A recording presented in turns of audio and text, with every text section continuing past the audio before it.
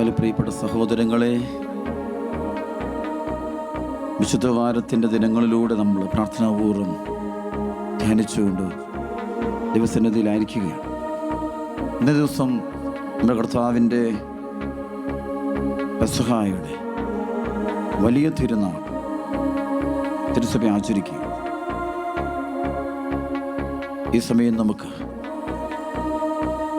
കർത്താവ് നമുക്ക് നൽകിയ ഏറ്റവും വലിയ സ്വർഗീയ ദാനമായ പരിശുദ്ധ കുർബാനയെ നമുക്ക് സ്നേഹിക്കുകയും പ്രത്യേകം ആരാധിക്കുകയും ചെയ്യാം. പരിശുദ്ധ കുർബാനയിൽ എഴുന്നള്ളിരിക്കുന്ന നമ്മുടെ കർത്താവിനെ കാണാനും അനുഭവിക്കാനും നമുക്കിടയാകട്ടെ. പരിശുദ്ധ കുർബാനയുടെ ശക്തി നമ്മിലേക്ക് ഒഴുകാൻ വേണ്ടി പ്രാർത്ഥിക്കാം. നമ്മുടെ കർത്താവിൻ്റെ ശരീരവും രക്തവുമായ കർത്താവ് തന്നെയായ ആ കുർബാനയെ ഹൃദയത്തിൽ സൂക്ഷിക്കാൻ ദൈവം നമ്മെ സഹായിക്കട്ടെ. ഉള്ള ഭയഭക്തിയോടെ വിശുദ്ധിയോടുകൂടി നമുക്ക് ഈ ദിനം സ്തുതിക്കുകയും പ്രാർത്ഥിക്കുകയും വചനം കേൾക്കുകയും അത് മുഖാന്തരം ഒരു കുർബാനയുടെ അനുഗ്രഹം നമുക്ക് ലഭിക്കാനിടയാകട്ടെ. ഇരു കരങ്ങൾ ഉയർത്തിപ്പിടിച്ച് സ്തുതിച്ച് പ്രാർത്ഥിച്ചുകൊണ്ട് പരിശുദ്ധാത്മാവിനോട് പാടി പ്രാർത്ഥിച്ചുകൊണ്ട് നമുക്ക് ഈ വലിയ പെസഹായുടെ ദിനത്തിൽ ഈ ധ്യാനത്തിൽ നമുക്ക് പങ്കുചേരാം.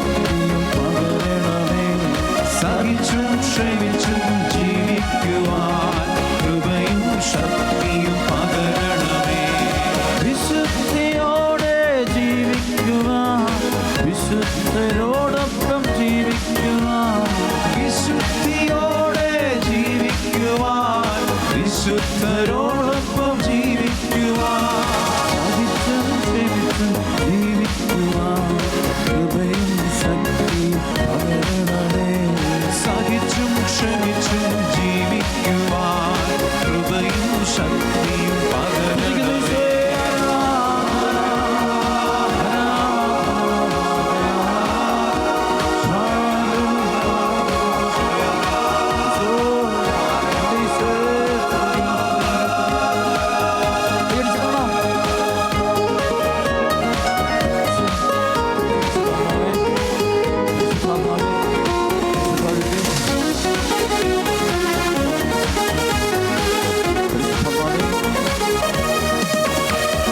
പാപത്തിൻ മാർഗം ത്യജിച്ചിടാൻ യേശുമാർഗത്തിൽ ജീവിച്ചിടാൻ. പാപത്തിൻ മാർഗം ത്യജിച്ചിടാൻ യേശുമാർഗത്തിൽ ജീവിച്ചിടാൻ. സ്വർഗത്തെ നോക്കി യാത്ര ചെയ്യാൻ കൃപയും ശക്തി പകരണമേ. സ്വർഗത്തെ നോക്കി യാത്ര ചെയ്യാൻ കൃപയും ശക്തിയും പകരണമേ. പാപത്തിൻ മാർഗം ത്യജിച്ചിടാൻ യേശുമാർഗത്തിൽ ജീവിച്ചിടാൻ.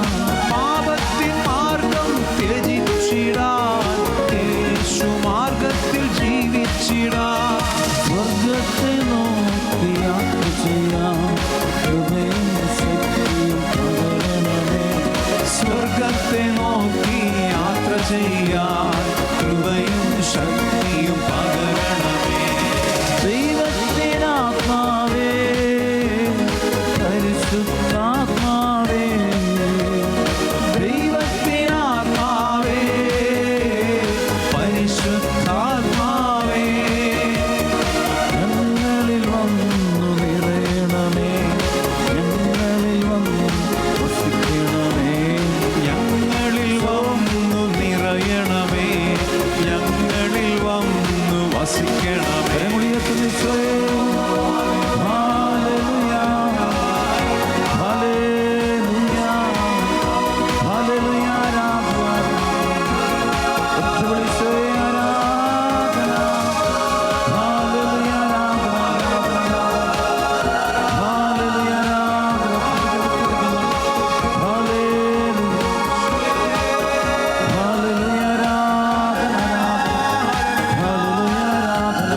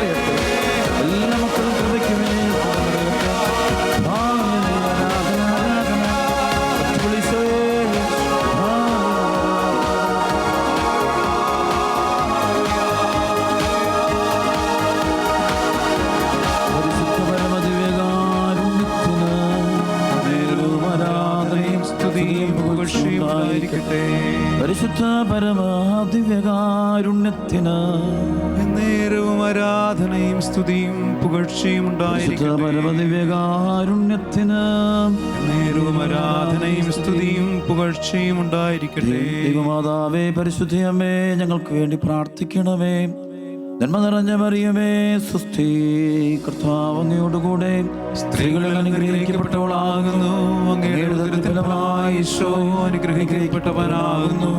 പരിശുദ്ധ മറിയമേ, തമ്പുരാന്റെ അമ്മേ, പാപികളായ ഞങ്ങൾക്ക് വേണ്ടി ഇപ്പോഴും ഞങ്ങളുടെ മരണസമയത്തും തമ്പുരാനോട് അപേക്ഷിക്കണമേ. ആമേൻ. മിശിഹായിൽ ഏറ്റവും പ്രിയപ്പെട്ട സഹോദരങ്ങളെ, നമ്മുടെ കർത്താവിൻ്റെ പെസഹ തിരുനാളിൻ്റെ എല്ലാവിധ ദൈവാനുഗ്രഹങ്ങളും നേർന്നുകൊള്ളുന്നു. പരിശുദ്ധ കുർബാന എന്ന മഹാരഹസ്യത്തെ നമുക്ക് ധ്യാനിക്കാനായിട്ട് ശ്രമിക്കാം. സഭയുടെ പിതാക്കന്മാര് വിശുദ്ധരെ പഠിപ്പിക്കുന്നതനുസരിച്ച് പരിശുദ്ധ കുർബാന എന്നൊരു മഹാരഹസ്യം ദൈവം നമുക്ക് വെളിപ്പെടുത്തി തന്നാൽ ധാരാളം മതി നമ്മുടെ ജീവിതത്തിൻ്റെ എല്ലാ ബന്ധനങ്ങളടി. വിശ്വാസത്തിൻ്റെ കേന്ദ്രമാണ് പരിശുദ്ധ കുർബാന. ഇസ്രായേൽ ജനം 40 വർഷം മരുഭൂമിയിലൂടെ യാത്ര ചെയ്തപ്പോൾ 40 വർഷം അവർ ഭക്ഷിച്ചത് ഒരു മന്നയാണെന്ന്, സ്വർഗത്തിൽ നിന്ന് പെയ്തിറങ്ങിയ ഒരു മന്നയാണെന്ന് ദൈവവചനം പഠിപ്പിക്കുന്നുണ്ട്. ആ വചനം, ആ ഒരു പരിശുദ്ധ കുർബാന അല്ലെങ്കിൽ ആ സ്വർഗീയ മന്ന, അതാണ് ആ മരുഭൂമിയുടെ കാലഘട്ടത്തിൽ ഇസ്രായേൽ ജനത്തെ വഴി നടത്തിയ ശക്തി. ഒരു പ്രത്യേക ഒരു ശക്തി അതിനുണ്ട്. അതുകൊണ്ടാണ് ഇസ്രായേൽ ജനം ദൈവത്തെ അറിഞ്ഞത് ആ കുർബാന ഭക്ഷിച്ചതുകൊണ്ടാണ്. ദൈവസ്നേഹത്തിൽ ജീവിക്കാൻ സാധിച്ചതും ആ കുർബാനയുടെ ആ സ്വർഗീയ മന്നയുടെ ശക്തി കൊണ്ടാണ്. അതുകൊണ്ട് പ്രിയപ്പെട്ട സഹോദരങ്ങളെ, ദൈവജനമായ നമുക്ക് ദൈവം നൽകുന്ന ഏറ്റവും വലിയ സമ്മാനം, ഏറ്റവും വലിയ അനുഗ്രഹം പരിശുദ്ധ കുർബാനയും ആ പരിശുദ്ധ കുർബാനയിൽ നമ്മൾ സ്വീകരിക്കുന്ന ദിവ്യകാരുണ്യവുമാണ്. പരിശുദ്ധ കുർബാനയ്ക്ക് 2 ഭാഗങ്ങളുണ്ട്, 2 പ്രധാനപ്പെട്ട കാര്യങ്ങളുണ്ട്. ഒന്നത് ബലിയാണത്, രണ്ടത് വിരുന്നും കൂടിയാണ്. അതായത് ഓരോ പരിശുദ്ധ കുർബാനയിലും നമ്മുടെ കർത്താവിൻ്റെ കാൽവരി കുരിശ് മരണം, പാപപരിഹാര ബലി, അതതിൻ്റെ പരിപൂർണതയിൽ ആവർത്തിക്കപ്പെടുന്നു, സംഭവിക്കുന്നു. മനുഷ്യബുദ്ധിക്ക് അതീതമായ വിധത്തിലുള്ള 2000 വർഷം മുമ്പ് നടന്ന കാൽവരി ബലിയുടെ തനി ആവർത്തനം തിരുസഭയിലുള്ള ഓരോ ബലിപീഠത്തിലും ഓരോ കുർബാന അർപ്പണ സമയത്തും സംഭവിക്കുന്നു. അതുകൊണ്ട് ഓരോ കുർബാനയിലൂടെയും നമുക്ക് ലഭിക്കുന്നതും കർത്താവിൻ്റെ ശരീരവും രക്തവുമാണ്. കാൽവരി ബലിയർപ്പണമാണ്. അതോടൊപ്പം അന്ത്യത്താഴത്തിന്റെ വിരുന്നുമാണ്. അന്ത്യത്താഴ വേളയിൽ നമ്മുടെ കർത്താവ് അപ്പമെടുത്ത് ആശീർവദിച്ച് മുറിച്ച് ശിഷ്യന്മാർക്ക് കൊടുത്തു. എന്നിട്ട് കൽപ്പിച്ചു, ഇതെന്റെ ശരീരമാണ്. അതിനുശേഷം പാനപാത്രം എടുത്തവൻ കൃതജ്ഞത അർപ്പിച്ചതിന് ശേഷം അവർക്ക് നൽകിക്കൊണ്ട് പറഞ്ഞു, ഇത് പുതിയ ഉടമ്പടിയുടെ പാപമോചനത്തിന്റെ അടയാളമായ രക്തമാണ്, ഉടമ്പടിയുടെ രക്തമാണ്, വാങ്ങി കുടിക്കുവിൻ. ഈശോ പറഞ്ഞു. ഈശോ തന്റെ കാൽവരി ബലിയിലൂടെ തന്റെ ശരീരരക്തങ്ങൾ നമുക്ക് മുറിച്ച് വിളമ്പിത്തരികയാണ്. ഇതാണ് തിരുസഭ ഓരോ ദിനത്തിലും നമുക്ക് നൽകുന്നത്. ഭൂമിയിലൂടെ യാത്ര ചെയ്യുന്ന സഭ, തേനും പാലും ഒഴുകുന്ന സ്വർഗീയ ഓസ്ലേമിലേക്ക് യാത്ര ചെയ്തുകൊണ്ടിരിക്കുന്ന സഭ, ഭൂമിയിലെ തീർത്ഥാടകയായ സഭ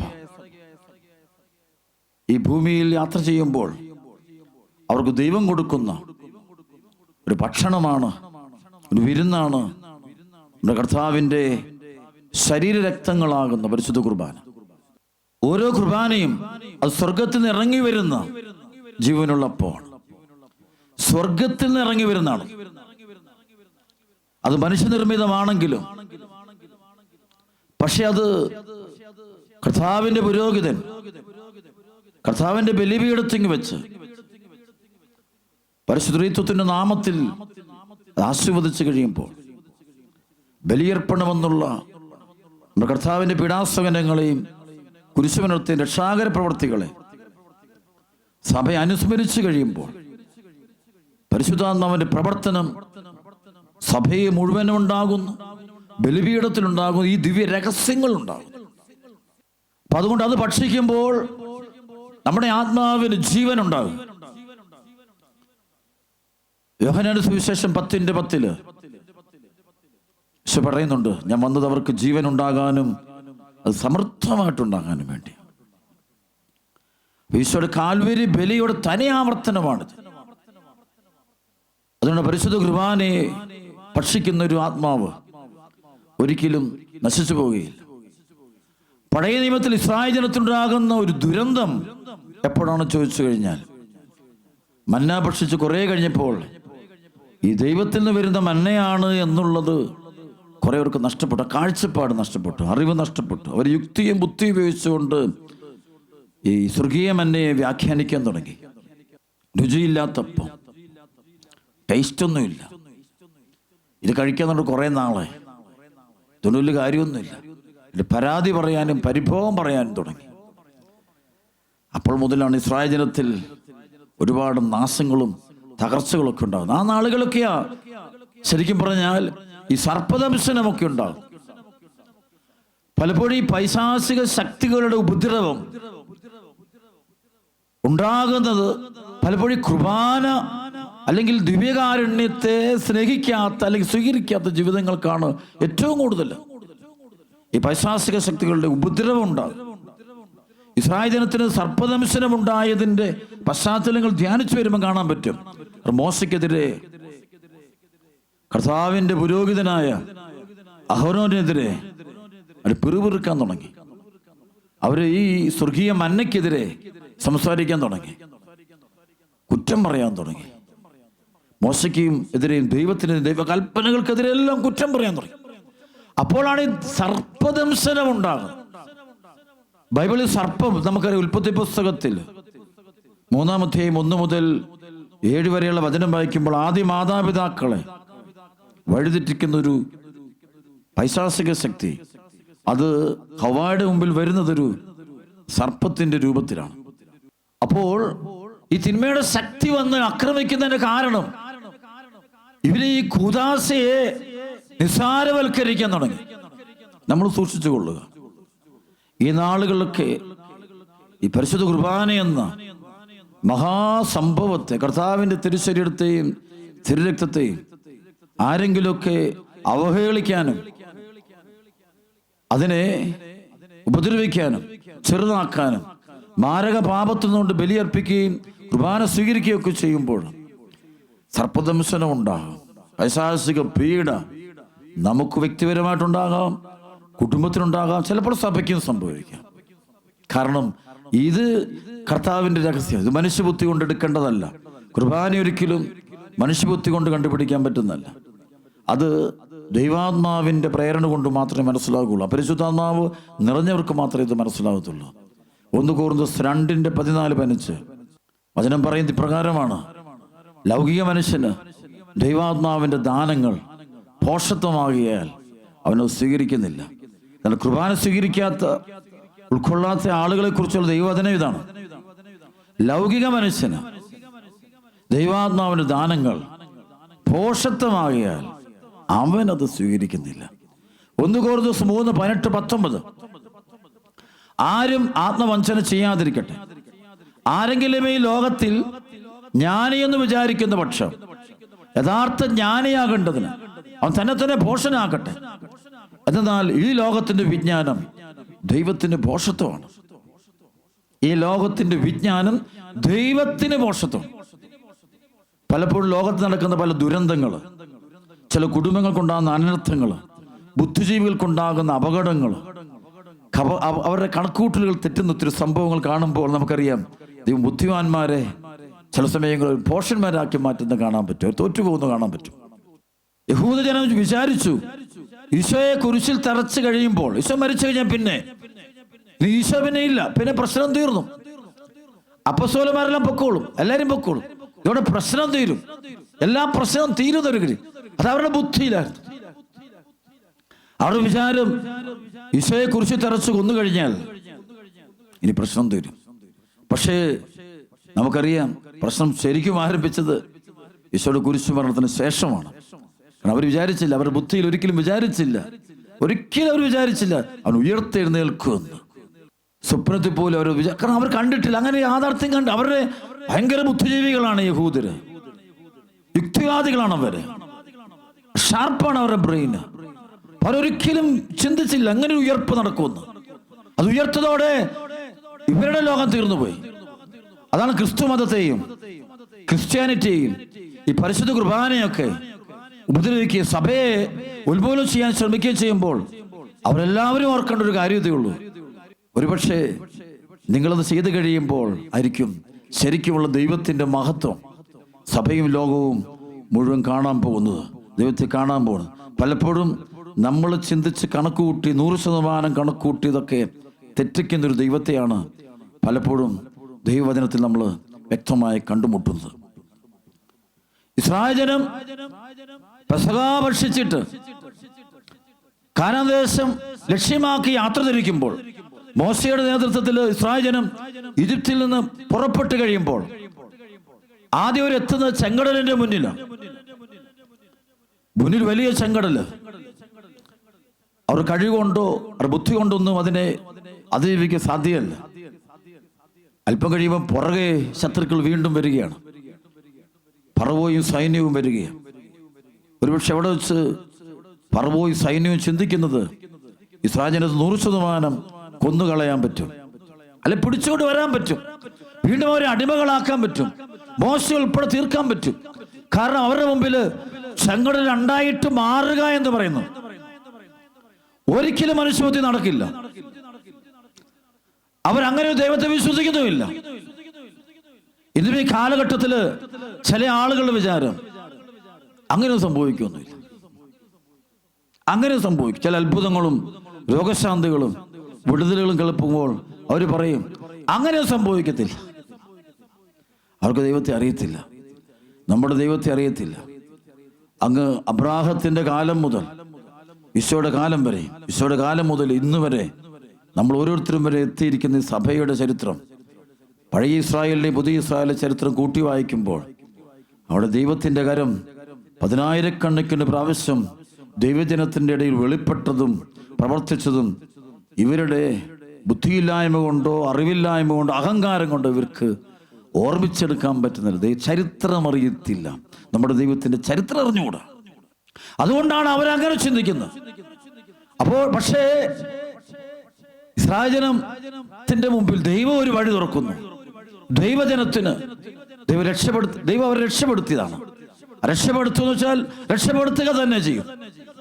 നമ്മളെല്ലാ വാതിലും അടച്ചാലും ദൈവം തെരഞ്ഞെടുത്ത ജനത്തെ ദൈവം രക്ഷപ്പെടുത്തിക്കൊണ്ടു പോകും. അത് വലിയൊരു രഹസ്യമാണത്, മനുഷ്യബുദ്ധിക്ക് അതീതമാണ്. പിന്നെ തിരിച്ചു വരിക പരിശുദ്ധ കുർബാന എന്ന മഹാരഹസ്യം ഈശോ സ്ഥാപിക്കുമ്പോൾ യോഹന്നാൻ സുവിശേഷം 6-ാം അധ്യായത്തിന്റെ 54 മുതൽ ഒരുപക്ഷെ അത് 44 മുതൽ 59 വരെ അല്ല 58 വരെയുള്ള വചനങ്ങൾ വായിച്ചു വരുമ്പോൾ അവിടെ വ്യക്തമായിട്ട് യോഹന്നാൻ അപ്പോസ്തലൻ പഠിപ്പിക്കുന്നുണ്ട്. ഈശോ പറയുന്നുണ്ട് ആവർത്തിച്ച്, എൻ്റെ ശരീരം ഭക്ഷിക്കുകയും എൻ്റെ രക്തം പാനം ചെയ്യുകയും ചെയ്യുന്നവൻ നിത്യം ജീവിക്കും, മരണത്തിന് അവൻ്റെ മേൽ അധികാരം ഉണ്ടായിരിക്കുകയില്ല, മരണത്തെ അവൻ തോൽപ്പിക്കും. എൻ്റെ ശരീരം സാക്ഷാൽ ഭക്ഷണമാണ്, രക്തം പാനീയമാണ് എന്ന് ഈശോ വ്യക്തമായിട്ട് പഠിപ്പിക്കുമ്പോൾ ഈശോ തന്നെയാണ് പുതിയ ഇസ്രായേലായ സഭയ്ക്ക് കർത്താവ് തന്ന സ്വർഗീയ മന്നയാണ്. ഓരോ ദിവസവും നമ്മുടെ കർത്താവിന്റെ ബലിപീഠത്തിൽ നമുക്ക് ലഭിക്കുന്ന പരിശുദ്ധ കുർബാന എന്ന മഹാരഹസ്യം. അത് ഭക്ഷിക്കുകയും പാനം ചെയ്യുകയും ചെയ്യുമ്പോൾ നമ്മളെപ്പോൾ ചിന്തിക്കേണ്ട പഴയ നിയമത്തിലെ ഇസ്രായേൽ ജനം എത്ര ഭയഭക്തിയോടെയാണ് സ്വർഗീയ മന്ന ഭക്ഷിച്ചത്. ഒരു വചനം വായിക്കാൻ പോവാ. ബൈബിളിലെ ഏറ്റവും പ്രധാനപ്പെട്ട പരിശുദ്ധ കുർബാനയെ കുറിച്ച് പറയുന്ന ഏറ്റവും വലിയൊരു വചനമാണ് ജ്ഞാനത്തിന്റെ പുസ്തകം 16-ാം അധ്യായം 15 മുതൽ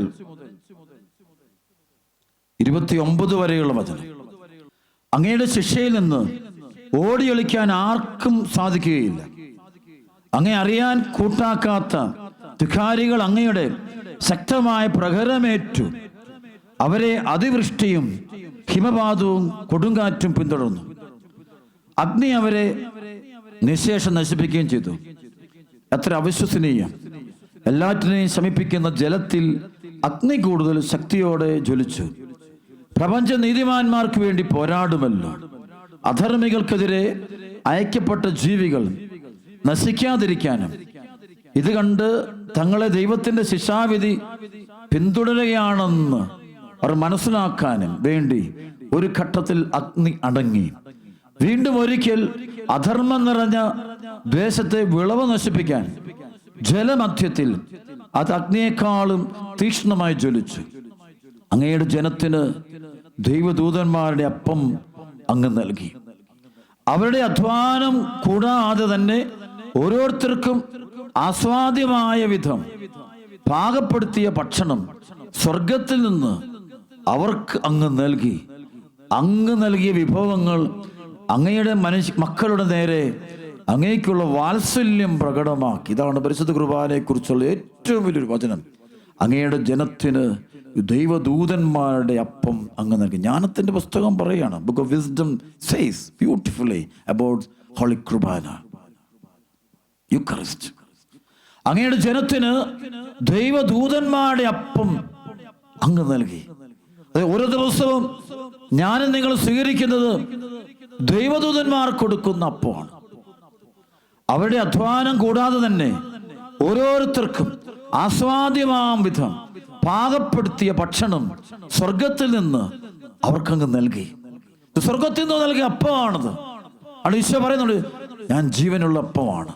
സ്വർഗത്തിൽ ഇറങ്ങി വന്ന അപ്പം ഞാനാണെന്ന് ഈശോ പറയുമ്പോൾ ആ അപ്പമാണ് ഈശോ പരിശുദ്ധ കുർബാനയാകുന്ന രഹസ്യത്തിലൂടെ നമുക്ക് വിളമ്പിത്തരുന്നത്.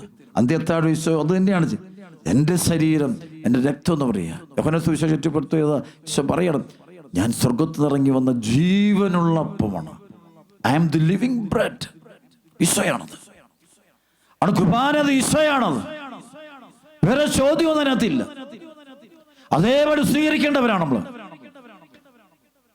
അത് കർത്താവ് തന്നെയാണ്. ഒരു സാന്നിധ്യം, മാലാഖമാരുടെ അപ്പം. അങ്ങയുടെ ജനത്തിന് ദൈവദൂതന്മാരുടെ അപ്പം അങ്ങ് നൽകി. അവരുടെ അധ്വാനം കൂടാതെ തന്നെ ഓരോരുത്തർക്കും ആസ്വാദ്യമായ വിധം പാകപ്പെടുത്തിയ ഭക്ഷണം സ്വർഗത്തിൽ നിന്ന് അവർക്കങ്ങ് നൽകി. അങ്ങ് നൽകിയ വിഭവങ്ങൾ അങ്ങയുടെ മക്കളുടെ നേരെ അങ്ങേക്കുള്ള വാത്സല്യം പ്രകടമാക്കി.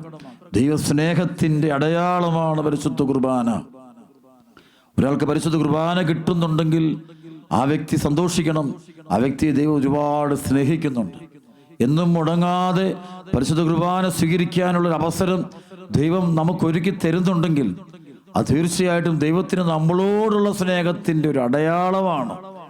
സ്വർഗീയ മന്നയെക്കുറിച്ച് ദൈവത്തിന് തൻ്റെ ജനത്തോടുള്ള സ്നേഹത്തിന്റെ അടയാളമാണ് പരിശുദ്ധ കുർബാന എന്ന രഹസ്യം. അന്ത്യത്താഴ് വേളയിൽ യോഹന്നാൻ സുവിശേഷം 13:1 മുതൽ 3 വരെയുള്ള വചനത്തിൽ വ്യക്തമായി പറയുന്നുണ്ട്, അവനവരെ സ്നേഹിച്ചു, അവസാനം വരെ സ്നേഹിച്ചു. എന്നിട്ടാണ് പരിശുദ്ധ കുർബാന എന്ന രഹസ്യത്തിലേക്ക് യോഹന്നാൻ ശ്ലീഹ കൂട്ടിക്കൊണ്ടുപോവുക. അതായത് ദൈവസ്നേഹത്തിന്റെ ഏറ്റവും വലിയ അടയാളമാണ് പരിശുദ്ധ കുർബാന എന്ന രഹസ്യം. കുർബാന സ്വീകരിക്കുമ്പോൾ നമ്മൾ ഈശോയെ സ്വീകരിക്കുന്നത്, ജീവനുള്ള ഈശോയെ സ്വീകരിക്കുന്നത്. അത് എത്ര ഭയഭക്തിയോടും വിശ്വാസത്തോടും നമ്മൾ സ്വീകരിച്ചിരുന്നെങ്കിൽ ഇന്ന് ഒരുക്കമില്ലാതെയും പ്രാർത്ഥനയില്ലാതെയും മുസാരയില്ലാതെയും വെറുപ്പും വിദ്വേഷവും വെച്ചും അഹംഭാവം വെച്ചുകൊണ്ടും പേരെടുക്കാനും പെരുമയെടുക്കാനും വേണ്ടി വന്ന് ഈ ബലിയിൽ അർപ്പിക്കുകയും ബലിയിൽ പങ്കുചേരുകയും ചെയ്യുന്നത് കൊണ്ടാണ് നമുക്കതിൻ്റെ വിലയും നിലയും കാണാൻ പറ്റാതെ പോകുന്നു. ഇസ്രായേൽ ജനത്തിന് പറ്റിയ അപകടങ്ങൾ ഇന്ന് പുതിയ ഇസ്രായേൽ, പഴയ ഇസ്രായേലിന് പറ്റിയ അതേ അപകടങ്ങൾ ഇന്ന് പുതിയ ഇസ്രായേൽ സംഭവിച്ചുകൊണ്ടിരിക്കുക. അതേ വാക്കുകൾ തന്നെ വരികയാണ്, അതേ പദപ്രയോഗങ്ങൾ നമ്മൾ ഉപയോഗിക്കുന്നുണ്ട് ചില സമയങ്ങളിലൊക്കെ. കുർബാന എന്നതിനെ അതുമാത്രം നമ്മൾ ദൈവിക രഹസ്യങ്ങളുടെ സംഭവമാണ്. കർത്താവാണത്. അത് അപകടമാണ്. ഇരുമ്പാണിമേൽ തൊഴിക്കുന്നത് നിനക്ക് അപകടകരമാണെന്ന് ദൈവവചനം പറഞ്ഞിട്ടുണ്ടെങ്കിൽ അത് സത്യമാണ്. ആ വചനം സത്യമായി നിറവേറും. ഇന്നല്ലേ നാളെ നമ്മുടെയൊക്കെ ജീവിതത്തിൽ. അതുകൊണ്ട് കുർബാനയേറ്റ ഭയഭക്തിയോട് ചെയ്യും. അതുകൊണ്ടാണ് പൗലോസ്ലീഹ 1 കൊരിന്തോസിന്റെ 11-ാമത്തെ അധ്യായത്തിൽ പറയുന്നുണ്ട്, ആരെങ്കിലും അയോഗ്യതയോടെ കർത്താവിൻ്റെ അപ്പം ഭക്ഷിക്കുകയും അവൻ്റെ പാത്രത്തിൽ നിന്ന് പാനം ചെയ്യുകയും ചെയ്താൽ അവൻ കർത്താവിൻ്റെ ശരീരത്തിനും രക്തത്തിനും എതിരെ തെറ്റ് ചെയ്യുന്നു.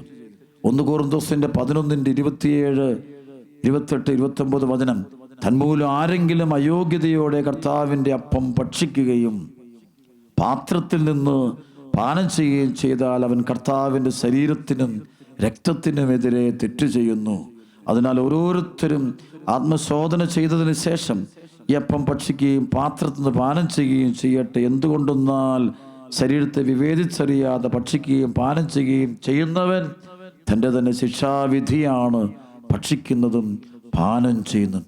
കുർബാനയെ നമ്മൾ അനാദരവോടെ കാണുകയും ഈശോയെയും ദൈവവചനത്തിൽ നിന്ന് പരിഹസിക്കുകയും ചെയ്യുമ്പോൾ നമ്മുടെ തന്നെ ശിക്ഷാവിധിക്ക് കാരണമായി തീരും. വീണ്ടും വചനം പറയുകയാണ്, നിങ്ങൾ പലരും രോഗികളും ദുർബലരുമായിരിക്കുന്നതിനും ചിലർ മരിച്ചു പോയതിനും കാരണം ഇതാണ്. പരിശുദ്ധ കുർബാനയെ മനസ്സിലാക്കേണ്ട പോലെ മനസ്സിലാക്കാതെ, ജീവന്റെ അപ്പത്തെ മനസ്സിലാക്കേണ്ട പോലെ മനസ്സിലാക്കുക, അത് ഭക്ഷിക്കുകയും പാനം ചെയ്യുകയും ചെയ്യുമ്പോൾ രോഗിയായിത്തീരുത്. എന്താണ്? ആത്മീയ രോഗങ്ങൾ, ശരീരത്തിന്റെ രോഗങ്ങൾ, മനസ്സിനേക്കുന്ന ഒരുപാട് രോഗങ്ങൾ കയറിപ്പിടിക്കും. കുർബാനയോട് കാണിക്കുന്ന ഓരോ നിന്ദാപമാനങ്ങളും വളരെ ഗൗരവമേറിയ തെറ്റാണത്. അത് യാതൊരു സംശയമില്ല. ഫാത്തിമയിൽ പരിശുദ്ധി അമ്മ ലൂസി, ജസീന്ത, ഫ്രാൻസിസ് എന്ന് പറയുന്ന 3 കുട്ടികൾക്ക് പരിശുദ്ധി അമ്മ പ്രത്യക്ഷപ്പെടുമ്പോൾ, ഫാത്തിമയിൽ പ്രത്യക്ഷപ്പെടുമ്പോൾ ആദ്യം കണ്ടുമുട്ടുന്നത്, പരിശുദ്ധ അമ്മ പ്രത്യക്ഷപ്പെടുന്നതിന് മുമ്പ് ദൈവദൂതന്മാരാണ് അവർക്ക് പ്രത്യക്ഷപ്പെടുന്നത്. അതിൻ്റെ ഏറ്റവും അവസാന ഒരു സംഭവം കണ്ടുമുട്ടുന്നത് ഒരിക്കലും ഒരു ദൈവദൂതൻ. ഞാൻ ആ സ്ഥലത്ത് പോയിട്ടുണ്ട്. അതിൻ്റെ അടയാളങ്ങളൊക്കെ ഫാത്തിമയിൽ, പോർച്ചുഗലിലുള്ള ഫാത്തിമയിൽ അതുണ്ട്, വ്യക്തമായിട്ടുണ്ട്. അവർ കാണാൻ അത് ദൈവദൂതൻ കാസയിലും പിലാസയിലുമായിട്ട് കുർബാന കൊണ്ടുവന്നിട്ട് ആ കുഞ്ഞുങ്ങൾ പറയുന്നുണ്ട്, ഒരു നിമിഷം ഈ കുർബാനയും ഈ കാസയും കുർബാനയും അന്തരീക്ഷത്തിൽ ഇങ്ങനെ നിൽക്കുക. എന്നിട്ട് ദൈവദൂതൻ ഇതിന്റെ മുമ്പിൽ മുട്ടുകുത്തി കുമ്പിട്ട് ആരാധിക്കുക. ഇത് പറയുന്നുണ്ട്, ലോകവാസകലമുള്ള ദേവാലയങ്ങളിൽ ഇരിക്കുന്ന പരിശുദ്ധ കുർബാനയോട് ഓരോരുത്തരും ചെയ്യുന്ന പാപങ്ങൾക്ക് പരിഹാരമായി എന്ന് പറഞ്ഞുകൊണ്ടാണ് ഈ കുമ്പിടിൽ പ്രാർത്ഥന നടത്തുന്നത് ദൈവദൂതൻ. എൻ്റെ കുഞ്ഞുങ്ങളോട് പറയുക, ഇത് ചെയ്യണം. ഈശോയെ നിന്ദിക്കലാണത്. പരിശുദ്ധ കുർബാനയെ നിന്ദിക്കുമ്പോൾ ഒരു വ്യക്തി നമ്മുടെ കർത്താവിനെ തന്നെയാണ് നിന്ദിക്കുന്നത്, കർത്താവിനെ തന്നെയാണ് പുച്ഛിക്കുന്നത്. നമുക്കറിയാം, ഈശോയുടെ പീഡാസനത്തിന്റെ സമയത്ത് പടയാളികൾ അവൻ്റെ യേശുവിൻ്റെ കണ്ണുകളൊക്കെ പൂട്ടിയിട്ട് അല്ലെങ്കിൽ അടച്ചിട്ട്, അല്ലെങ്കിൽ ഈശോയുടെ ശിരസിൽ ഉൾക്കിരീടം ചാർത്തിയിട്ട് കയ്യിൽ ഞാങ്ങണ കൊടുത്തിട്ട് മുഖം പൊത്തിയിട്ട് അവർ ചോദിക്കും, അടിക്കുന്നിട്ട് അടിച്ചിട്ട് നിന്നെ ആരാണ് അടിച്ച് പറ. ചില സമയത്ത് നമ്മളും അറിഞ്ഞോ അറിയാതെയോ കർത്താവിനെ പീഡിപ്പിക്കുന്നുണ്ട്. ഇത് പരിശുദ്ധ കുർബാനയെ ഞാനോ നിങ്ങളോ അത് അവഹേളിക്കുമ്പോഴും വേണ്ടത്ര വിശുദ്ധിയോടും വിശ്വാസത്തോടും കൂടെ അത് സമീപിക്കാതിരിക്കുമ്പോഴും ഒരുക്കമില്ലാത്ത ഹൃദയത്തോടെ വിശുദ്ധ കുർബാന ഭക്ഷിക്കുകയും പാനം ചെയ്യുകയും ചെയ്യുമ്പോൾ നമ്മൾ ചെയ്യുന്നത് വളരെ ഗൗരവമേറിയ തെറ്റാണ്. അത് നമ്മൾ ഉദ്ദേശിക്കുന്നതിലും വളരെ ഗൗരവമേറിയതാണ്. നമ്മൾ പലരും രോഗികളും ദുർബലരും ആയിരിക്കുന്നതും ചിലർ മരിച്ചുപോയതിനും കാരണം ഇതാണ്. ഒരുപാട് ബലഹീനതകൾ മനുഷ്യനെ വേട്ടയാണ്. കാരണം കുർബാനയോടുള്ള ഭയഭക്തി നഷ്ടപ്പെടുത്തുന്ന ചില പെരുമാറ്റങ്ങളും വാക്കുകളും പ്രവൃത്തികളും നമ്മുടെ ഇടയിൽ സംഭവിക്കുമ്പോൾ നമ്മൾ ചെയ്യുന്നത് മാരക പാപമാണ്. ഇതൊക്കെ പാപം ചെയ്യുമ്പോൾ നല്ല സന്തോഷവും സുഖമായിരിക്കും, വലിയ നേട്ടം നേടുന്ന പോലെ നമുക്ക് തോന്നുവേ. പക്ഷെ കുറേ കഴിയുമ്പോൾ ഒരു കാലമുണ്ട്, എല്ലാത്തിനും സമയമുണ്ടല്ലോ. എല്ലാത്തിനും സമയം കഴിയുമ്പോൾ കുറ്റബോധം കയറി ആഞ്ഞടിക്കും. ആ കുറ്റബോധത്തിൽ നിന്ന് അന്ന് ഈ തെറ്റുകൾ ചെയ്യുന്നവർക്ക് സ്വയം കരകയറാൻ പറ്റുമെന്ന് എനിക്ക് തോന്നുന്നില്ല. മരണക്കടക്കയിൽ കഴിയുമ്പോൾ മനുഷ്യൻ ഏറ്റവും കൂടുതൽ വിഷമിക്കുന്നത് അവൻ്റെ പാപാവസ്ഥ, കഴിഞ്ഞ കാല തെറ്റുകളെ ഓർത്താണ് ഏറ്റവും കൂടുതൽ കരയാൻ പോകുന്നത്. അന്ന് അവനെ മരണക്കടക്കയിൽ കിടക്കുന്നവനെ ആരുമില്ല ആശ്വസിപ്പിക്കാൻ, ഒരു വ്യക്തി പോലും ആശ്വസിപ്പിക്കാൻ. എന്തു പറഞ്ഞാലും അവന് ഭയം കയറും. കാരണം ദൈവമേ, ഞാൻ ഈ മാരകപാപത്തിൽ മരിച്ചാൽ എൻ്റെ ആത്മാവ് തീനരകത്തിലേക്കാണോ പോകുന്നത് എന്നൊരു പേടി ചില ആത്മാക്കൾക്ക്. അതുകൊണ്ട് കുർബാനയോട് തെറ്റ് ചെയ്യുമ്പോൾ സൂക്ഷിക്കണം. പക്ഷെ പറയുന്നുണ്ട്, മനുഷ്യപുത്രനെതിരെ തെറ്റ് ചെയ്താൽ ക്ഷമിക്കപ്പെടും. എന്ന പരിശുദ്ധാത്മാവിനെതിരെ തെറ്റ് ചെയ്താൽ ഈ യുഗത്തിലോ വരാൻ പോകുന്ന യുഗത്തിലോ ക്ഷമിക്കപ്പെടുകയില്ല എന്നൊരു വചനം നമ്മുടെ കർത്താവിൻ്റെ വചനമുണ്ട്. നമ്മുടെ കുർബാനയ്ക്കെതിരെയൊക്കെ തെറ്റ് ചെയ്യുമ്പോഴും, ദൈവിക രഹസ്യങ്ങൾക്കെതിരെ തെറ്റ് ചെയ്യുമ്പോഴും, തിരുസഭയ്ക്കെതിരെ തെറ്റ് ചെയ്യുമ്പോഴും, അതാര് ചെയ്താലും, ഞാനോ നിങ്ങളോ ചെയ്താലും അതിനെല്ലാം നമ്മൾ കണക്ക് കൊടുക്കേണ്ടി വരും. 100% കണക്ക് കൊടുക്കണം. ഈ ഹെബ്രായ ലേഖകൻ പറഞ്ഞത്, ഒരിക്കലും യേശുവിനെ കുറിച്ച് തറ, ഇനി ഒരിക്കലും അവന് കുരിശോർണം, അങ്ങനെ ഒരു കുരിശോർണം ഉണ്ടാകില്ല എന്ന് പറയുന്നു. വെച്ചാൽ അതേസമയം സഭയിൽ പരിശുദ്ധ കുർബാനയിലൂടെ കർത്താവ് ഓരോ ദിവസവും മനുഷ്യകുലത്തിന്റെ പാപത്തിന്റെ പരിഹാര ബലി അർപ്പണം തുടരുക. അതൊരു മിസ്റ്ററിയാണ്, നമുക്ക് മനസ്സിലാക്കാൻ പറ്റുന്നതിലും വലിയ മിസ്റ്ററിയാണ്. 2000 വർഷം മുമ്പ് കാൽവരി കുരിശിൽ നിന്നുപോയൊരു ബലി അർപ്പണമല്ല, അതൊന്നും തുടരുകയാണ്. തിരുസഭയിലൂടെ തുടരുന്നതാണ് കർത്താവിൻ്റെ കാൽവരി ബലി അർപ്പണം. അപ്പം അതുകൊണ്ട് അതിനോട് കാണിക്കുന്ന രഹസ്യവും പരസ്യവുമായ എല്ലാ പ്രവർത്തനങ്ങളും വളരെ ഗൗരവമേറിയ പാപമാണ്. അത് തിരിച്ചറിഞ്ഞില്ലെങ്കിൽ നമ്മളതിനെല്ലാം ഒരു ദിവസം കുറ്റബോധം കയറി പിടിക്കും, നമുക്ക് വലിയ വിഷമം കയറി പിടിക്കും. ഇതിനുവേണ്ടി മതത്തിലേക്ക് വരിക. ജ്ഞാനത്തിൻ്റെ പുസ്തകം 16-ാം അധ്യായത്തിൽ അങ്ങയുടെ ജനത്തിന് ദൈവദൂതന്മാരുടെ അപ്പം അങ്ങ് നൽകി. അവിടെ അധ്വാനം കൂടാതെ തന്നെ ഓരോരുത്തർക്കും ആസ്വാദ്യമായ വിധം പാകപ്പെടുത്തിയ ഭക്ഷണം സ്വർഗത്തിൽ നിന്ന് അവർക്ക് അങ്ങ് നൽകി. അങ്ങ് നൽകിയ വിഭവങ്ങൾ അങ്ങയുടെ മക്കളുടെ നേരെ അങ്ങേക്കുള്ള വാത്സല്യം പ്രകടമാക്കി. നമുക്കറിയാം, 1 രാജാക്കന്മാരുടെ പുസ്തകം 19-ാം അധ്യായം 1 മുതലുള്ള വചനം വായിച്ചു കഴിയുമ്പോൾ ഏലിയാ പ്രവാചകൻ പ്രാണരക്ഷാർത്ഥം ഓടി മരുഭൂമിയിൽ ഓടിപ്പോകുന്നൊരു സംഭവമുണ്ട്. ഒരു വലിയൊരു ദുഃഖം കയറി പിടിക്കുന്നുണ്ട്. കാരണം കാർമൽ മലയുടെ മുകളിൽ കർത്താവിൻ്റെ ബലിപീഠം പണിത് ബലിവസ്തുക്കൾ നിരത്തി വെച്ച് പ്രാർത്ഥിച്ചപ്പോൾ സ്വർഗത്തിൽ നിന്ന് അഗ്നി ഇറങ്ങിയതും ബലിവസ്തുവും ബലിപീഠവും ദഹിപ്പിക്കുന്ന വലിയ സംഭവം ഉണ്ടാകുകയും അതോടുകൂടി തന്നെ ജസബലിൻ്റെ പ്രവാചകന്മാരെ ഇല്ലായ്മ ചെയ്യുകയും തുടർന്ന് ഈ പ്രവാചകൻ പ്രാർത്ഥിച്ചതിൻ്റെ ഫലമായിട്ട് 3 വർഷവും 6 മാസവുമായിട്ട് അടയ്ക്കപ്പെട്ട ആകാശം തുറക്കപ്പെട്ട് മഴ ഇസ്രായേൽ ജനത്ത് പെയ്യുകയും ചെയ്തു കഴിഞ്ഞപ്പോൾ ജസബൽ എന്ന പൈശാചിക ശക്തി ഉണർന്നിരുന്നിട്ട് പ്രവാചകനെ കൊല്ലാൻ തീരുമാനിക്കുക. കർത്താവിൻ്റെ അഭിഷിക്തനെ, കർത്താവ് തിരഞ്ഞെടുത്തവനെ ഏലിയാ പ്രവാചകൻ ഇല്ലായ്മ ചെയ്യാൻ ശ്രമിക്കുമ്പോൾ പ്രാണരക്ഷാർത്ഥം മരുഭൂമിയിൽ ഓടിപ്പോകുന്ന ഇവൻ മനസ്സ് തളർന്ന് തൻ്റെ ശുശ്രൂഷയിൽ പരാജയപ്പെട്ട പോലെ ഇത്രയും ചെയ്തിട്ടും ദൈവജനം തിരിച്ചു വരുന്നില്ലല്ലോ എന്നുള്ള ദുഃഖഭാരം കൊണ്ട് അവൻ കിടന്നൊരു മരത്തണലിൽ കിടന്നുറങ്ങുമ്പോൾ അവൻ പറയുന്നുണ്ട്, ഞാൻ മരിച്ചാലും എനിക്ക് ഇനി മരണം മതി.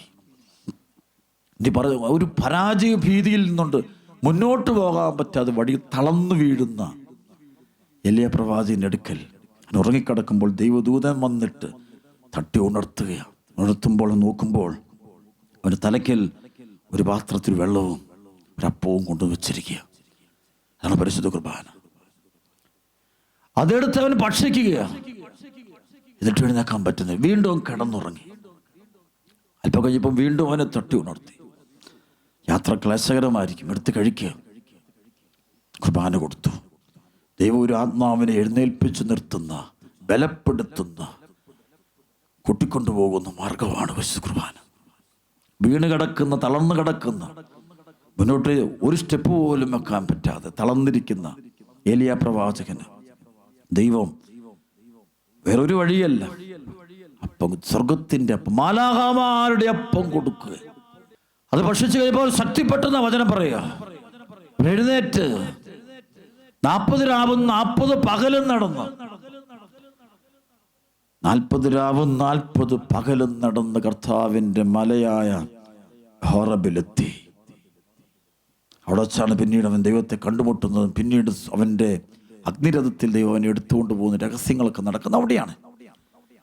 അപ്പോൾ തളർന്നു വീഴുന്നവനെ വീണ്ടും പിടിച്ചു നടത്തുന്ന ഒരു ശക്തിയുണ്ട് കുർബാനയ്ക്ക്. നിന്റെ ജീവിതയാത്ര മുന്നോട്ട് പോകാൻ പറ്റാതെ വിഷമിക്കുമ്പോൾ, വഴിവിട്ട് നിൽക്കുമ്പോൾ, ഒരുപാട് ഡിപ്രഷൻ മനസ്സിലുണ്ടാകുമ്പോൾ, എല്ലാവരും ഉപേക്ഷിക്കപ്പെട്ട സംഭവം ഉണ്ടാകുമ്പോൾ, വലിയ ഏകാന്തത വരുമ്പോൾ, സ്നേഹിക്കാൻ ആരുമില്ല, പരിഗണിക്കാൻ ആരുമില്ല, ആരും എന്നെ മനസ്സിലാക്കുന്നില്ല, എൻ്റെ അധ്വാനം 100% പരാജയമാണ് എന്നിങ്ങനെ നിരാശപ്പെട്ട് ദുഃഖത്തിൻ്റെ കണ്ണുനീരിൻ്റെ ആ കുഴിയിലേക്ക് ഇറങ്ങിപ്പോകുന്ന സമയത്ത് എൻ്റെ പ്രിയപ്പെട്ട മക്കളെ, നീ കുർബാനയെടുത്ത് ഭക്ഷിക്കുക, പരിശുദ്ധ കുർബാനയെടുത്ത് ഭക്ഷിക്കുക, ബലിപീഠത്തിലേക്ക് പോകുക. നമ്മൾ സഭയെ ചോദ്യം ചെയ്യുന്നത് സൂക്ഷിക്കണം, സഭയ്ക്കെതിരെ നീങ്ങുമ്പോൾ സൂക്ഷിക്കണം. കാരണം നാളെ നീ വലിയൊരു ദുഃഖം അനുഭവിക്കാൻ പോവുക. ഓരോ പ്രവർത്തികളും ഞാൻ ചെയ്യുമ്പോൾ, നമ്മൾ ഓരോരുത്തർ ചെയ്യുമ്പോൾ 100 വട്ടം ആലോചിച്ചിട്ട് ചെയ്യാം. കാരണം അത് ചില പ്രവൃത്തികൾ നമ്മുടെ സഹോദരങ്ങളെ നഷ്ടപ്പെടുത്തും, പക്ഷെ മറ്റു ചില പ്രവൃത്തികൾ ദൈവത്തെ തന്നെ നഷ്ടപ്പെടുത്തും. അതിപ്പോൾ നമുക്ക് തോന്നില്ല. നമുക്ക് പ്രാർത്ഥിക്കാം, നമ്മൾ നന്നായിട്ട് പ്രാർത്ഥിക്കാം. പരിശുദ്ധ കുർബാന എന്ന മഹാരഹസ്യത്തെ നമുക്ക് സമീപിക്കാം. ജീവിതത്തിൽ മുടങ്ങാതിരിക്കേണ്ടത് കുർബാനയുടെ ജീവിതമാണ്. എന്നും കിട്ടുന്നൊരപ്പം, സ്വർഗത്തിൽ നിന്ന് മാലാഖമാരുടെ അപ്പം, അത് ഭക്ഷിക്കാൻ നമുക്ക് രാവിലെ എഴുന്നേറ്റ് ദേവാലയത്തിലേക്ക് പോകണം. പ്രഭാത ബലിയിൽ പങ്കെടുത്ത് കർത്താവിൻ്റെ തിരുശരീര രക്തങ്ങൾ നമ്മൾ ഭക്ഷിക്കണം, പാനം ചെയ്യണം. തളരുമ്പോൾ അതാണ് നമുക്ക് ബലം നൽകുന്നത്. ഈ സമയത്ത് സഭ ചെയ്യേണ്ടത് വേറൊന്നുമല്ല. എല്ലാ വിഷമഘട്ടത്തിൻ്റെ നടുവിലും സഭ വിശ്വാസത്തോടെ ബലിപീഠത്തെ സമീപിക്കുകയും കർത്താവ് തന്ന വലിയ അനുഗ്രഹം അധികാരം ഉപയോഗിച്ചുകൊണ്ട് സഭയിൽ പിതാക്കന്മാർ വൈദികർ ബലിയർപ്പിച്ചുകൊണ്ട് ആ ബലിയുടെ ഫലമായ പരിശുദ്ധ കുർബാന എന്ന സ്വർഗത്തിൽ നിന്ന് ഇറങ്ങി വരുന്ന ജീവനുള്ള അപ്പം കർത്താവിനെ ഭക്ഷിക്കുകയും പാനം ചെയ്യുകയും ചെയ്യണം. അപ്പോൾ യാത്രയിൽ നമുക്ക് എഴുന്നേറ്റ് മുന്നോട്ട് നടക്കുക. ഹോറബ് മലയിലേക്ക്, ഉയർപ്പിൻ്റെ മലയിലേക്ക്, മഹത്വത്തിൻ്റെ മലയിലേക്ക് നമുക്ക് വേണ്ടി ഒരുക്കിയിരിക്കുന്ന ഒരു സ്വർഗീയ അഗ്നിരഥത്തിൻ്റെ അടുക്കിലേക്ക് നമ്മൾ പോവുകയാണ്. അതിലേക്ക് യാത്ര ചെയ്യണം. അവിടെ കുർബാനയാണ് ഇതിൻ്റെ ബലം.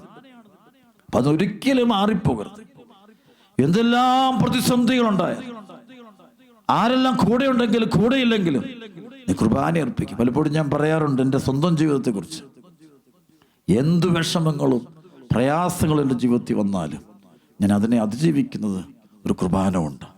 കുർബാന അർപ്പണം കഴിയുമ്പോൾ വലിയൊരു സമാധാനം കിട്ടും, വലിയൊരു ധൈര്യം കിട്ടും, ഇരട്ടി ശക്തി കിട്ടും, ഇരട്ടി ശക്തി, 10 ഇരട്ടി പവറാണ്. അപ്പം അതിനുശേഷം പോകുമ്പോൾ എനിക്കറിയാം ഒരു വലിയൊരു അനുഗ്രഹമായിട്ട് മാറുക. അതെ, ഒരു ഏലിയ പ്രവാചകന് തളർന്നു വീണവനെ, യാത്രയിൽ വീണുപോയവനെ, മുന്നോട്ട് പോകാൻ പറ്റാത്തവനെ, വിഷമിച്ച് നിരാശപ്പെട്ട് ഉറങ്ങുന്നവനെ, തളർന്നു പോയവനെ വീണ്ടും ആ തളർച്ചയിൽ നിന്ന് മാറ്റി ബലപ്പെടുത്തി കർത്താവിൻ്റെ മലയിലേക്ക് കർത്താവ് കൂട്ടിക്കൊണ്ടുപോയത് എങ്ങനെയെന്ന് ചോദിക്കും. മാലാഹമാരുടെ അപ്പം കൊടുത്ത, പരിശുദ്ധ കുർബാന എന്ന അപ്പം കൊടുത്ത നമുക്ക് വിശ്വസിക്കാം. ഇത് ഞണക്കരയിൽ ഞാൻ കാണാറുണ്ട്. വലിയ അത്ഭുതങ്ങൾ നടക്കുന്ന എപ്പോഴാണ് നിങ്ങൾക്കെല്ലാം അറിയാം. പരിശുദ്ധ കുർബാനയുടെ സമയത്തും 2 പരിശുദ്ധ കുർബാനയുടെ ആരാധന നടക്കുന്ന സമയത്ത് കുർബാനയെ ആരാധിച്ച് സ്തുതിച്ച് മഹത്വപ്പെടുത്തിക്കൊണ്ടിരിക്കുമ്പോൾ കാണാം പൈശാചികതകളുള്ള ആളുകൾ ദുഷ്ടാരൂപി അലറിക്കൊണ്ട് പോകുന്നു. വലിയ രോഗികൾ സുഖം പ്രാപി. എല്ലാം ആരാധനയുടെ സമയത്ത്, ദൈവാരാധനയുടെ സമയത്ത് ബന്ധനം അഴിയും. ഒരു വഴിയിൽ അഴിയത്തില്ല. അതുകൊണ്ടാണ് ഞാൻ കുർബാന എഴുന്നള്ളിച്ചുകൊണ്ട് ആരാധന നടത്തണമെന്ന് പരിശുദ്ധാത്മാവിൻ്റെ അതിശക്തമായൊരു പ്രേരണ എനിക്ക് കിട്ടി വർഷങ്ങൾക്ക് മുമ്പ്. അതിനോട് കാണിക്കേണ്ട ബഹുമാന ആദരവ് അങ്ങേറ്റം കാണിക്കണം. കുർബാന എടുത്തുകൊണ്ട് പ്രദക്ഷിണം നടത്തണം. കുർബാന പ്രകാശമാണ്, അത് ജീവന്റെ അപ്പമാണ്, അത് ഭക്ഷിക്കാനുള്ളതുമാണ്, ആരാധിക്കാനുള്ളതും കൂടിയാണ്. കാരണം അതിൽ കർത്താവിൻ്റെ സാന്നിധ്യം. അതുകൊണ്ട് തിരുസഭ 2000 വർഷമായിട്ട് കുർബാനയെ അത് ഭക്ഷണമായിട്ടും അത് ആരാധിക്കാനുള്ളതാണ്. അതുകൊണ്ട് സഭയിൽ ദിവ്യകാരുണ്യ ആരാധനകൾ നടക്കുന്നു.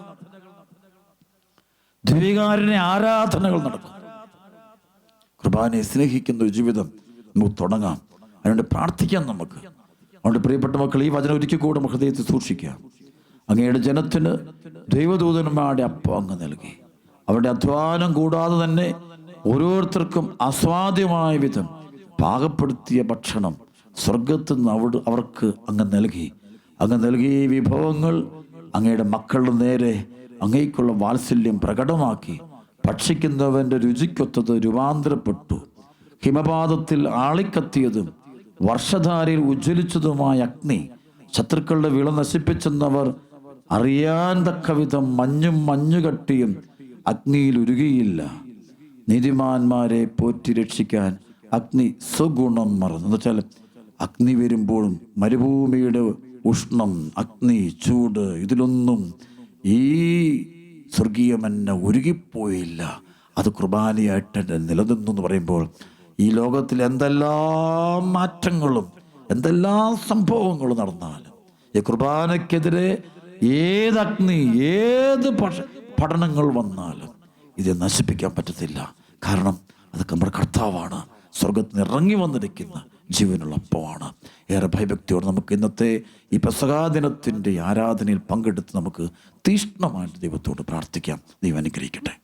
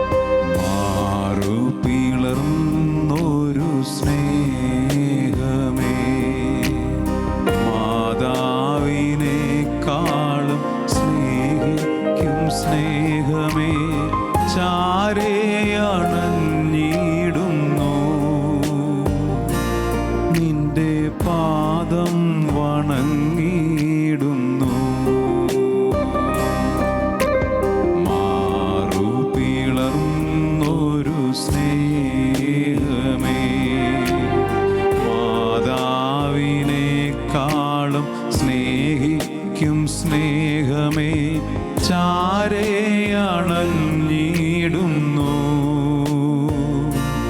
നിന്റെ പാദം വണങ്ങിടുന്നു.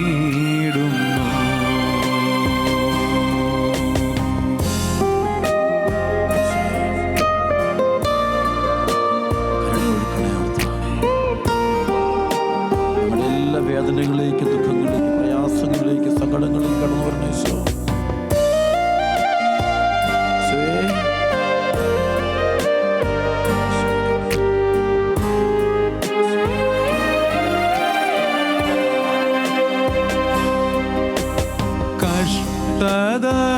നാളുകളിൽ എന്നെ കൈകളിൽ താങ്ങിയവൻ, കഷ്ടത നാളുകളിൽ എന്നെ കൈകളിൽ താങ്ങിയവൻ, കണ്ണീരിൻ കാലങ്ങളിൽ എന്റെ കണ്ണീർ തുടച്ചവനേ, കണ്ണീരിൻ കാലങ്ങളിൽ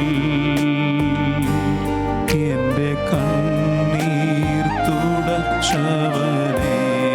കരങ്ങൾ ഉയർത്തുന്ന ഈശോയെ ആരാധന.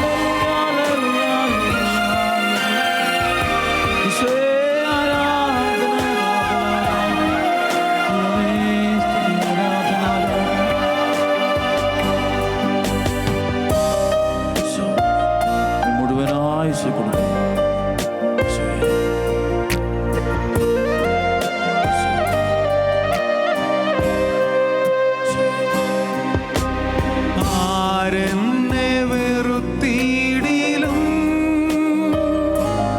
എന്നെ വെറുക്കാത്ത നിൻ സ്നേഹമേ, ആരെന്നെ വെറുത്തിടിലും എന്നെ വെറുക്കാത്ത നിൻ സ്നേഹമേ, ആരെന്നെ മറന്നിടിലും